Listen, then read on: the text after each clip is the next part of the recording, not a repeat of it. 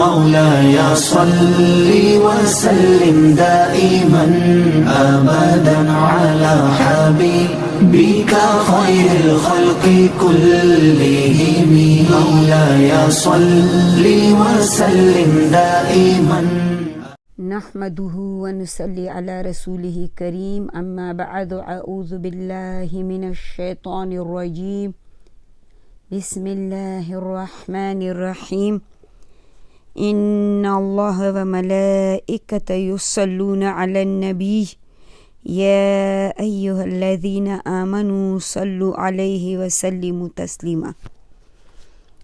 الحمدللہ رب العالمین. ہم رسول اللہ صلی اللہ علیہ وآلہ وسلم کی مبارک حیات طیبہ میں حجۃ الوداع پر پہنچے ہیں. تو ہماری آج کی کلاس آپ صلی اللہ علیہ وسلم کے حج پر ہے. دعوت و تبلیغ کا کام پورا ہو گیا. رسول اللہ صلی اللہ علیہ وآلہ وسلم کی رسالت کی بنیاد پر ایک نئے معاشرے کی تعمیر و تشکیل عمل میں آ گئی.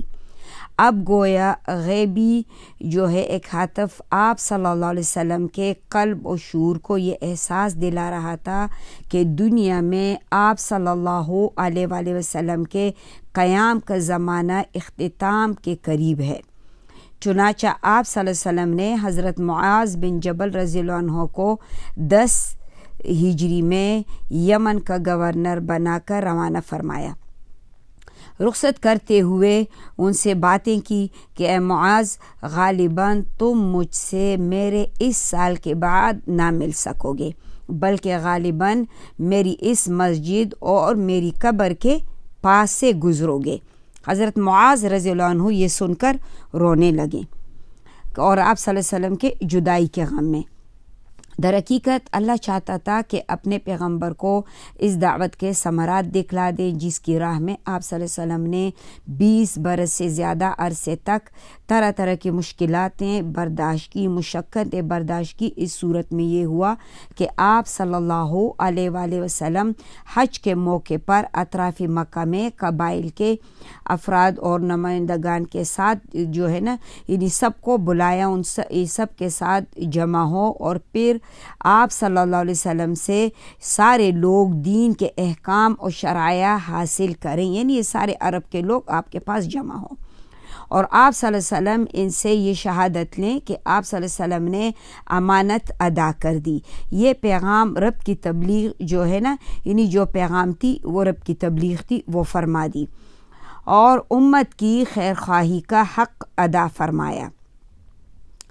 اس کے مطابق نبی صلی اللہ علیہ وآلہ وسلم نے اس تاریخی حج مبرور کے لیے اپنے ارادے کا اعلان فرمایا اور مسلمانان عرب جوگ در جوگ پہنچنا شروع ہو گئے. ہر آدمی کی آرزو تھی کہ رسول اللہ صلی اللہ علیہ وآلہ وسلم کے نقش کو اپنے لیے یعنی نشانی راہ بنائیں اور آپ صلی اللہ علیہ وسلم کے جو ہے نا اقتدا کر دیں. پھر پیر کے دن، جبکہ یہ ذوالقعدہ کا یعنی ذوالقعدہ میں ابھی 4 دن باقی تھے کہ رسول اللہ صلی اللہ علیہ وآلہ وسلم نے کوچ کی تیاری فرما دی اور جو ہے نا آپ صلی اللہ علیہ وآلہ وسلم نے بال مبارک میں کنگھی کی، تیل لگایا، تہبند پہنا، چادر اوڑی اور قربانی کے جانوروں کو قلادہ پہنایا. ظہر کے بعد کوچ فرمایا. حضرت عائشہ رضی اللہ عنہ فرماتی ہیں کہ رسول اللہ صلی اللہ علیہ وآلہ وسلم اپنے ساتھ قربانی کے جانور بھی لے گئے تھے اور اسی طرح دوسرے لوگ بھی قربانی کے جانور ساتھ لے گئے تھے. لیکن جب مقام صرف پہ پہنچے وہاں آپ صلی اللہ علیہ وآلہ وسلم کو وہ لوگ جو قربانی کے جانور ساتھ نہیں لائے تھے عمرہ کر کے احرام کھول دینے کا آپ نے حکم دے دیا. حضرت عائشہ رضی اللہ عنہ فرماتی ہیں کہ اس دن میں ایام سے ہو گئی، آپ صلی اللہ علیہ وآلہ وسلم میرے پاس اندر تشریف لائے تو میں رو رہی تھی. پوچھا عائشہ کیا ہوا؟ شاید تم ایام سے ہو گئی. میں نے عرض کیا جی ہاں یا رسول اللہ، تو کاش میں اس سال اس سفر میں آپ کے ساتھ نہ آتی۔ آپ صلی اللہ علیہ وسلم نے فرمایا یہ بات ہرگز نہ کہو، یعنی تم وہ تمام مناسک حج ادا کر سکتی ہو جو حاجی ادا کرتے ہیں، مگر بیت اللہ کا طواف نہ کرنا۔ باقی جتنے بھی ارکان ہیں یعنی وہ آپ کر سکتی ہیں۔ اور پیرمی جمار میں کھنکریاں پھینکنے کی جب رات آئی تو رسول اللہ صلی اللہ علیہ وآلہ وسلم نے مجھے میرے بھائی عبد الرحمن کے ساتھ بھیج دیا۔ پھر جو عمرہ مجھ سے چھوٹ گیا تھا اسی جگہ میرے بھائی نے مجھے تنعیم سے عمرہ کرایا۔ اچھا، رسول اللہ صلی اللہ علیہ وآلہ وسلم جو ہے عصر سے پہلے ذوالحلیفہ پہنچ گئے، وہاں عصر کی نماز 2 رکعت پڑھی اور پھر رات بھر وہاں خیمہ زن رہے۔ صبح ہوئی تو صحابہ کرام نے فرمایا کہ رات میرے پروردگار کی طرف سے ایک آنے والے نے آ کر کہا ہے کہ اس مبارک وادی میں نماز پڑھو اور کہو کہ حج میں عمرہ ہے۔ پھر ظہر کی نماز سے پہلے آپ صلی اللہ علیہ وآلہ وسلم نے احرام کے لیے غسل فرمایا، اور اس کے بعد عائشہ رضی اللہ عنہا نے آپ صلی اللہ علیہ وسلم کے جسم یعنی عطر سے اور جسم کو عطر سے، سر مبارک میں بھی یعنی اپنے ہاتھ سے مشک جو ہے اس کی خوشبو امیز عطر لگا دی، اور خوشبو کی چمک آپ صلی اللہ علیہ وسلم کی مانگ اور داڑھی مبارک پہ دکھائی پڑ رہی تھی۔ اتنی خوشبو آپ صلی اللہ علیہ وسلم نے لگائی، مگر آپ صلی اللہ علیہ وسلم نے یہ خوشبو دوئی نہیں بلکہ برقرار رکھی۔ اپنا تہبند پہنا، چادر اوڑھی، 2 رکعت ظہر کی نماز پڑھی، اس کے بعد مصلی پر ہی یعنی حج اور عمرہ دونوں کا ایک ساتھ احرام باندھتے ہوئے صدائے لبیک بلند کی۔ پھر باہر تشریف لائے، قصوہ اونٹنی پر سوار ہوئے اور دوبارہ صدائے لبیک بلند کی، اور اس کے بعد اونٹنی پر سوار کھلے میدان میں تشریف لے گئے، وہاں لبیک پکارا۔ آپ صلی اللہ علیہ وآلہ وسلم نے اپنا سفر جاری رکھا۔ ہفتہ بھر آپ صلی اللہ علیہ وآلہ وسلم جو ہے یعنی سفر میں رہیں اور مکے کے قریب پہنچے تو آپ صلی اللہ علیہ وسلم نے ذی طوا میں ٹھہرے، وہیں رات گزاری، فجر کی نماز پڑھ کر غسل فرمایا، پھر مکہ میں یعنی داخل ہوئے، اور یہ جو ہے اتوار 4 ذی الحجہ کا دن تھا۔ رات جو ہے نا راستے میں 8 راتیں گزاری۔ اگر اوسط رفتار سے یعنی وہاں سے چل پڑے، جیسے کہ آپ صلی اللہ علیہ وسلم اصحاب کے ساتھ پیدل اور اونٹوں پر جا رہے تھے تو اتنا ٹائم لگتا ہے مکہ المکرمہ پہنچنے میں۔ اچھا، اب آپ صلی اللہ علیہ وآلہ وسلم مسجد حرام پہنچ کر آپ صلی اللہ علیہ وسلم نے خانہ کعبے کا طواف کیا۔ پھر آپ صلی اللہ علیہ وسلم نے صفا اور مروہ کے درمیان سعی کی۔ احرام نہیں کھولا کیونکہ آپ صلی اللہ علیہ وسلم نے حج اور عمرے کا احرام ایک ساتھ باندھا تھا اور اپنے ساتھ ہدی کے جانور بھی لائے تھے۔ طواف اور سعی سے فارغ ہوئے تو پھر آپ صلی اللہ علیہ وآلہ وسلم نے یعنی حج کے سوا دوسرا طواف نہ کیا۔ اچھا، اس دوران جو ہے حضرت علی رضی اللہ عنہ کو آپ صلی اللہ علیہ وسلم نے نجران بھیجا تھا۔ ہم نے پچھلے اس میں بھی ذکر کیا تھا، نجران بھیجا تھا۔ پھر وہ مکہ میں آپ صلی اللہ علیہ وسلم سے اس حالت میں ملے کہ احرام باندھے ہوئے تھے۔ وہ فاطمہ بنت رسول صلی اللہ علیہ وسلم کے پاس اندر حقینی ان کے خیمے میں داخل ہوئے تو انہیں دیکھا کہ آپ رضی اللہ عنہ نے تو احرام کھول دیا ہے اور عام لباس پہن رکھا ہے۔ پوچھا، اے رسول اللہ صلی اللہ علیہ وسلم کی صاحبزادی، آپ کو کیا ہوا؟ فاطمہ رضی اللہ عنہ نے فرمایا، ہم عورتوں کو رسول اللہ صلی اللہ علیہ وسلم نے حکم دیا ہے کہ عمرہ کر کے احرام کھول دیں۔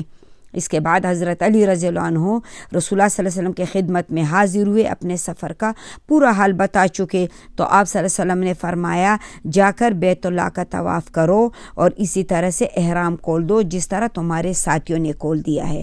حضرت علی رضی اللہ عنہ نے کہا، یا رسول اللہ، میں نے ویسے ہی احرام باندھا ہے جیسا آپ نے باندھا ہے۔ پھر آپ صلی اللہ علیہ وسلم نے پھر یہی فرمایا کہ واپس جاؤ، اس طرح احرام کھول دو جس طرح یعنی تمہارے ساتھی کھول چکے ہیں۔ علی رضی اللہ عنہ نے پھر کہا جس وقت میں نے احرام باندھا تھا اس وقت نیت کرتے ہوئے میں نے کہا تھا کہ اے اللہ میں وہ احرام باندھتا ہوں جو تیرے نبی صلی اللہ علیہ وآلہ وسلم تیرے بندے تیرے رسول محمد صلی اللہ علیہ وسلم نے باندھا ہے۔ اور رسول اللہ صلی اللہ علیہ وسلم نے پوچھا کہ کیا تمہارے ساتھ کوئی ہدی کا جانور ہے؟ اس پر حضرت علی رضی اللہ عنہ نے جواب دیا کہ نہیں، تو رسول اللہ صلی اللہ علیہ وسلم نے آپ رضی اللہ عنہ کو اپنے جانوروں میں شریک کر لیا، اور علی رضی اللہ عنہ رسول اللہ صلی اللہ علیہ وسلم کے ساتھ ساتھ اپنے احرام باندھے رہے یہاں تک کہ دونوں حج سے فارغ ہوئے، اور رسول اللہ صلی اللہ علیہ وسلم نے دونوں کی طرف سے جانور قربان کر دیے۔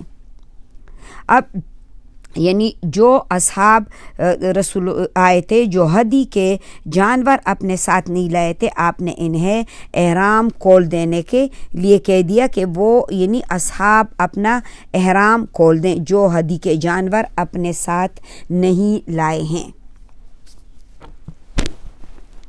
اچھا، آپ صلی اللہ علیہ وآلہ وسلم نے احرام انہیں کھولنے کا حکم دے دیا، اور پھر بیت اللہ کا طواف کیا، صفا مروہ کی، سعی کی، اور جو ہے نا پوری طرح سے یعنی سب کو کہا کہ جب یعنی وہ سارے مناسک ادا ہو جائیں تو پھر احرام کھول دیں، یعنی اصحاب کو خود کو حلال کر دیں۔ اب اس میں کیا ہے کہ اصحاب کو تردد ہوا، آپ صلی اللہ علیہ وسلم نے یعنی اس نے کہا کہ فرمایا کہ اگر کہ آپ صلی اللہ علیہ وسلم تو احرام باندھے ہوئے ہیں کیونکہ آپ صلی اللہ علیہ وآلہ وسلم نے حج قرآن کیا تھا، اور اصحاب کو وہ جو حدی کے جانور نہیں لائے تھے اب انہیں حج تمتع کا حکم دیا کہ حج کے ساتھ ساتھ انہیں عمرہ بھی ہو جائے۔ تو آپ صلی اللہ علیہ وسلم تو اصحاب کو اسی میں تردد تھا۔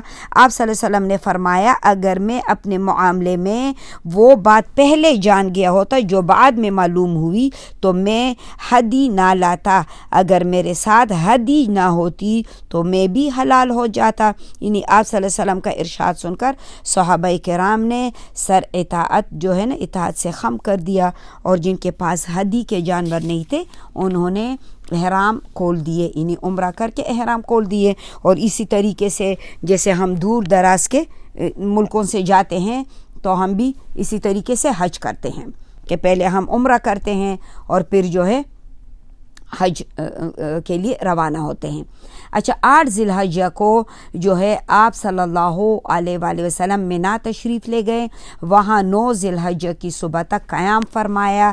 آپ صلی اللہ علیہ وآلہ وسلم نے عصر، مغرب اور عشاء جو ہے نا اور فجر 5 وقت کی نمازیں وہیں پڑھی، پھر اتنی دیر وہاں پر آپ نے قیام فرمایا کہ سورج طلوع ہو گیا۔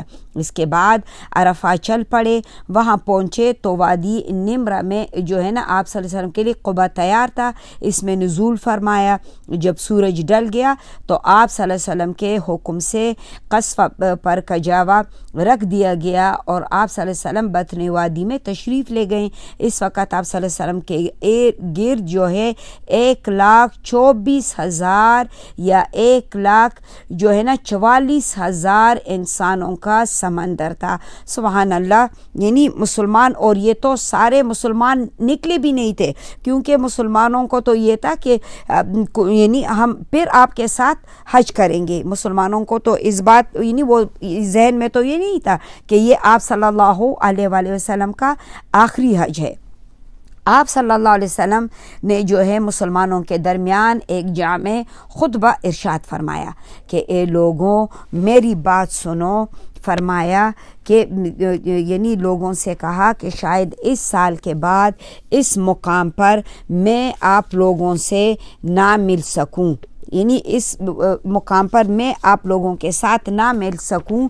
تو آپ صلی اللہ علیہ وآلہ وسلم نے کہا کہ فرمایا کہ تمہارا خون اور تمہارا مال ایک دوسرے پر اس طرح حرام ہے جس طرح تمہارے آج کے دن کی رواں مہینے کی یعنی جو موجودہ شہر کی حرمت ہے۔ سن لو اے لوگوں، جہلیت کی ہر چیز میرے پاؤں تلے رون دی گئی، جہلیت کے خون بھی ختم کر دیے گئے۔ ہمارے خون میں سے سب سے پہلا خون جسے میں ختم کر رہا ہوں وہ ربیع بن حارث کے بیٹے کا خون ہے۔ یہ بچہ بنو سعد میں دودھ پی رہا تھا کہ انہی ایام میں قبیلہ حزیل نے انہیں قتل کر دیا تھا، اور جہلیت کا سود ختم کر دیا گیا۔ ہمارے سود میں سے سب سے پہلے سود جسے میں ختم کر رہا ہوں وہ عباس بن عبد المطلب کا سود ہے۔ اب سارا کا سارا سود ختم ہے۔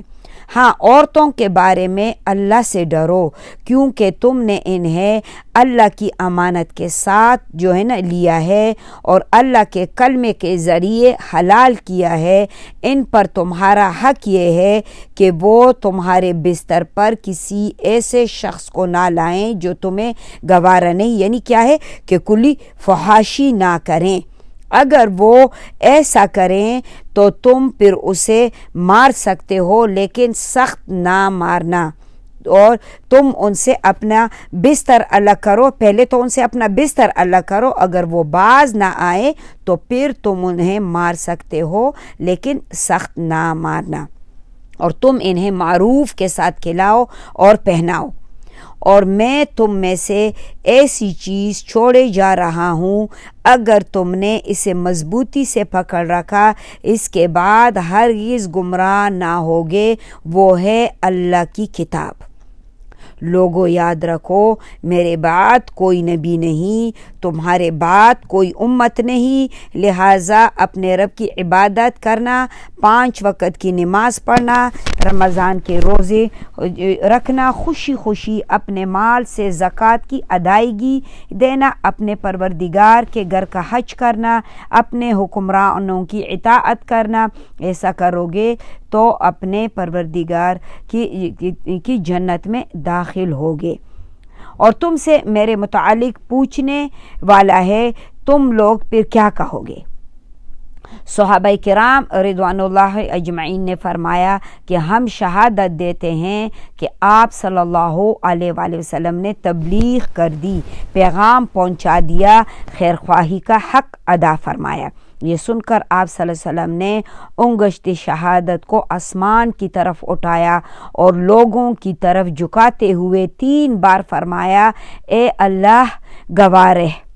آپ صلی اللہ علیہ وسلم کے ارشادات کو ربیع بن امیہ بن خلف اپنی بلند آواز سے لوگوں تک پہنچا رہے تھے۔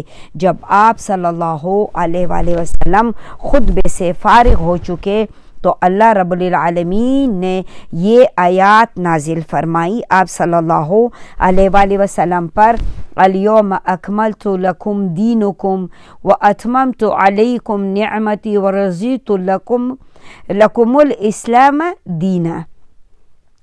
آج میں نے تمہارے لیے تمہارے دین مکمل کر دیا اور تم پر اپنی نعمت پوری کر دی، تمہارے لیے اسلام کو بحیثیت دین پسند کر لیا۔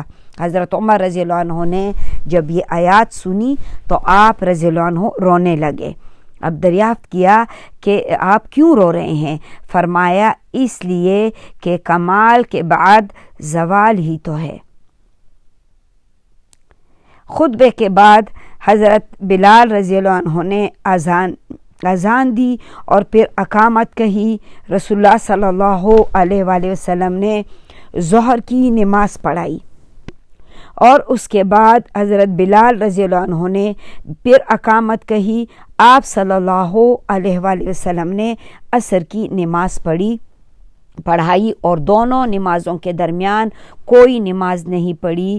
اس کے بعد سوار ہو کر آپ جائے وقوف پر تشریف لے گئے، اپنی اونٹنی قصوہ کا شکم جو ہے چٹانوں کی طرف کیا، اور آپ صلی اللہ علیہ وسلم قبلہ رخ مسلسل اسی حالت میں تھے اور وقوف فرمایا یہاں تک کہ سورج غروب ہونے لگا۔ تھوڑی زردی ختم ہوئی، پھر سورج کا ٹھیکا جیسے کہ غائب ہو گئی۔ اس کے بعد آپ صلی اللہ علیہ وسلم نے اسامہ رضی اللہ عنہ کو پیچھے بٹھایا، وہاں سے روانہ ہو کر مزدلفہ تشریف لائے۔ مزدلفہ میں مغرب اور عشاء کی نمازیں ایک ساتھ پڑھی اور یعنی نماز ایک اذان اور 2 اقامتیں پڑھی، درمیان میں کوئی نماز نہیں پڑھی۔ پھر اس کے بعد آپ صلی اللہ علیہ وسلم لیٹ گئے اور طلوع فجر تک آپ صلی اللہ علیہ وآلہ وسلم لیٹے رہے۔ البتہ صبح نمودار ہوتے ہی اذان اور اقامت کے ساتھ فجر کی نماز پڑھی۔ اس کے بعد قصوہ پر سوار ہو کر مشعر الحرام تشریف لے گئے، قبلہ رخ ہو کر اللہ سے دعا کی اور اس کی تکبیر کی اور توحید کے کلمات پڑھے، یہاں تک کہ اتنی دیر ٹھہرے رہے کہ جب خوب اجالا ہوا، جب سورج طلوع ہونے سے پہلے منا کے لیے روانہ ہو گئے۔ اور اس کے بعد اب بار جو تھے حضرت فضل بن عباس رضی اللہ عنہ کو پیچھے سوار کیا تھا اور اس دفعہ سواری کو ذرا تیزی سے دوڑایا اور پھر درمیانی راستہ یعنی جمرہ کبریٰ پر نکلا اور چل کر جمرہ کبریٰ پر جب پہنچے تو وہاں اس زمانے میں ایک درخت تھا جو جمرہ کبریٰ کی نسبت سے معروف تھا۔ اس کے علاوہ جمرہ کبریٰ کو جمرہ عقبہ اور یا جمرہ اولیٰ بھی کہتے تھے۔ آپ صلی اللہ علیہ وسلم نے جمرہ کبریٰ کو ساتھ کر کنکریاں ماری اور کنکری جب مارتے تو ہاتھ سے تکبیر کہتے جاتے۔ کنکریاں چھوٹی چھوٹی تھیں جنہیں چٹکی میں لے کے یعنی چلایا جا سکتا تھا۔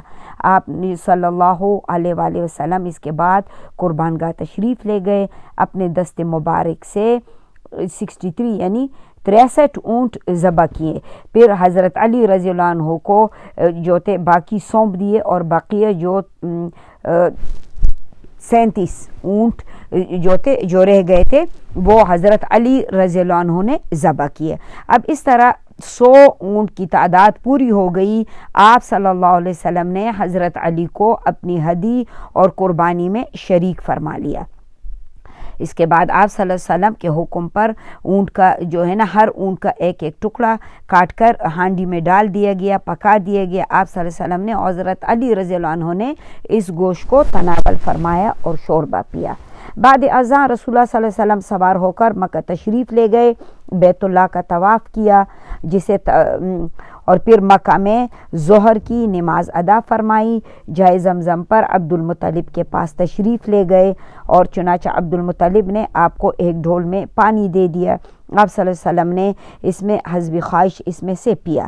یعنی آج یوم نحر تھا، ذی الحجہ کی 10 تاریخ تھی۔ آپ صلی اللہ علیہ وآلہ وسلم جو ہے انہی دن چڑھے چاش کے وقت ایک خطبہ آپ نے ارشاد فرمایا۔ اس وقت آپ صلی اللہ علیہ وسلم خچر پر سوار تھے، حضرت علی رضی اللہ عنہ ارشادات صحابہ کرام تک سنا رہے تھے۔ آپ صلی اللہ علیہ وآلہ وسلم صحابہ کرام انہی کچھ بیٹھے اور کچھ کھڑے تھے۔ آپ صلی اللہ علیہ وسلم نے انہی آج بھی کل کے خطبے کی طرح باتیں دہرائی۔ صحیح بخاری میں حضرت ابو بکر رضی اللہ عنہ سے روایت ہے کہ نبی کریم صلی اللہ علیہ وسلم نے یوم نحر میں 10 ذی الحجہ کو خطبہ دیا کہ زمانہ گھوم کر پھر اسی دن پر پہنچ گیا ہے جس دن اللہ تعالیٰ نے آسمان اور زمین کو پیدا کیا۔ سال 12 مہینے کا ہے جن میں 4 مہینے حرام ہیں، جن میں 3 تو پیدر پہ ہیں، ذی القعدہ، ذی الحجہ اور محرم، اور پھر ایک جو ہے رجب کا مہینہ ہے۔ آپ صلی اللہ علیہ وسلم نے فرمایا لوگوں سے کہ یہ کون سا مہینہ ہے؟ ہم نے کہا کہ اللہ اور اس کے رسول بہتر جانتے ہیں۔ اس پر آپ صلی اللہ علیہ وسلم خاموش رہے، یہاں تک کہ ہم نے سمجھا کہ شاید آپ صلی اللہ علیہ وسلم کوئی اور نام رکھیں گے، لیکن پھر آپ صلی اللہ علیہ وسلم نے فرمایا کہ یہ ذی الحجہ نہیں۔ ہم نے کہا کیوں نہیں؟ آپ صلی اللہ علیہ وسلم نے فرمایا یہ کون سا شہر ہے؟ ہم نے کہا اللہ اور اس کے رسول بہتر جانتے ہیں۔ اس پر آپ صلی اللہ علیہ وسلم خاموش رہے، یہاں تک کہ ہم نے سمجھا کہ شاید کوئی اور نام آپ رکھیں گے، تو آپ نے فرمایا کہ کیا یہ بلد مکہ نہیں؟ ہم نے کہا کیوں نہیں؟ آپ صلی اللہ علیہ وسلم نے فرمایا اچھا تو یہ کون سا دن ہے؟ ہم نے کہا اللہ اور اس کے رسول بہتر جانتے ہیں۔ اس پر آپ صلی اللہ علیہ وسلم خاموش رہے، یہاں تک کہ ہم نے سمجھا کہ کوئی اور نام آپ رکھیں گے۔ آپ صلی اللہ علیہ وسلم نے فرمایا کہ کیا یہ یوم نحر یعنی قربانی کا دن نہیں؟ ذی الحجہ کا دن نہیں؟ ہم نے کہا کیوں نہیں؟ آپ صلی اللہ علیہ وسلم نے فرمایا تو سنو، تمہارا خون، تمہارا مال، تمہاری آبرو ایک دوسرے پر ایسے ہی حرام ہے جیسے اس شہر میں تمہارے اس مہینے تمہارے آج کے دن کی حرمت ہے۔ تم لوگ بہت جلد اپنے پروردگار سے ملو گے اور تم سے تمہارے اعمال کے متعلق پوچھا جائے گا۔ دیکھو میرے بعد پلٹ کر گمراہ نہ ہو جانا۔ آپس میں ایک دوسرے کی گردنیں مارنے لگو، بتاؤ کیا میں نے تبلیغ کر دی؟ صحابہ کرام نے کہا آپ صلی اللہ علیہ وسلم نے ہاں۔ آپ صلی اللہ علیہ وسلم نے فرمایا اے اللہ گواہ رہنا، اور جو شخص موجود ہے آپ صلی اللہ علیہ وسلم نے فرمایا وہ غیر موجود تک میری باتیں پہنچا دیں، کیونکہ بعض وہ افراد جن تک یہ باتیں پہنچائی جائیں گی وہ بعض موجود سننے والے سے کہیں زیادہ ان باتوں کو درست سمجھیں گے۔ سبحان اللہ۔ اور ایک روایت میں ہے کہ آپ صلی اللہ علیہ وسلم نے خطبے میں فرمایا کہ یاد رکھو کوئی جرم کرنے والا اپنے سوا یعنی کسی اور پر جرم نہیں کرتا، یعنی جرم کی پاداش میں کوئی اور نہیں، مجرم خود ہی پکڑا جائے گا۔ یاد رکھو کوئی جرم کرنے والا اپنے بیٹے یا بیٹا اپنے باپ پر جرم نہیں کرتا، باپ کے جرم میں بیٹے اور بیٹے کے جرم میں باپ نہیں پکڑا جائے گا۔ یاد رکھو آج شیطان مایوس ہو چکا ہے، اب تمہارے اس شہر میں اس کی پوجا نہیں کی جائے گی، لیکن جن اعمال کو تم حقیر سمجھتے ہو ان میں جو ہے نا اس کی اطاعت کی جائے گی جس پر وہ راضی ہوگا۔ شیطان ایام تشریق کے خاتمے پر دوسرے دن یعنی یوم نفر پر رسول اللہ صلی اللہ علیہ وسلم نے 13 ذی الحجہ کو آپ صلی اللہ علیہ وسلم نے منا سے کوچ فرمایا، اور آپ صلی اللہ علیہ وآلہ وسلم جو ہے کنانہ میں وہاں پر آپ نے قیام کیا اور دن کا باقی حصہ ادھر گزارا، رات بھی وہیں گزاری، ظہر عصر مغرب اور عشاء کی نمازیں وہیں پڑھی، البتہ عشاء کے بعد تھوڑا سا سو کر اٹھے، پھر سوار ہو کر بیت اللہ تشریف لے گئے۔ وہاں سے آپ صلی اللہ علیہ وسلم نے طواف الوداع فرمایا، اور اب تمام مناسک حج سے فارغ ہو کر آپ صلی اللہ علیہ وسلم نے اپنی سواری کا رخ مدینہ طیبہ کی طرف انہی کے راستے پہ ڈال دیا، اس لیے نہیں کہ وہاں پہنچ کر آپ صلی اللہ علیہ وآلہ وسلم راحت فرمائیں، بلکہ اس لیے کہ اب پھر اللہ تعالیٰ کی خاطر اللہ کی راہ میں ایک نئی جدوجہد کا آغاز کریں۔ جب رسول اللہ صلی اللہ علیہ وسلم حج سے واپس تشریف لائے، مدینہ منورہ میں ذی الحجہ کے باقی حصے کے علاوہ محرم اور سفر تک قیام فرمایا۔ پھر آپ صلی اللہ علیہ وسلم نے ملک شام کی طرف ایک لشکر روانہ فرمایا، اس پر اسامہ بن زید بن حارث جو آپ صلی اللہ علیہ وسلم کے غلام تھے، یعنی اس کے بیٹے کو اسامہ رضی اللہ عنہ کو امیر مقرر کیا، حکم دیا کہ وہ ملک شام کے علاقے بلقا اور روم کی طرف لشکر لے کر جائیں۔ چنانچہ اسامہ بن زید رضی اللہ عنہ نے تیاری شروع کر دی، جہاں تک ہو سکتا تھا مہاجرین یعنی اولین جو ہے وہ زیادہ سے زیادہ اسامہ بن زید رضی اللہ عنہ کے اس لشکر ساتھ جانے کے لیے جمع ہو گئے۔ تو الحمدللہ رسول اللہ صلی اللہ علیہ وآلہ وسلم کے حج کا جو تھا وہ ہمارا سبق پورا ہو گیا، اور اس کے بعد ہم آپ صلی اللہ علیہ وآلہ وسلم کے زندگی کے آخری ایام کی طرف جو ہے آ رہے ہیں، تو انشاءاللہ اس پر ہماری اگلی کلاس ہوگی۔ ربنا تقبل منا انک انت السمیع العلیم وتب علینا انک انت التواب الرحیم۔ السلام علیکم ورحمۃ اللہ وبرکاتہ۔ مولاي صل وسلم دائما أبدا على حبيبك خير الخلق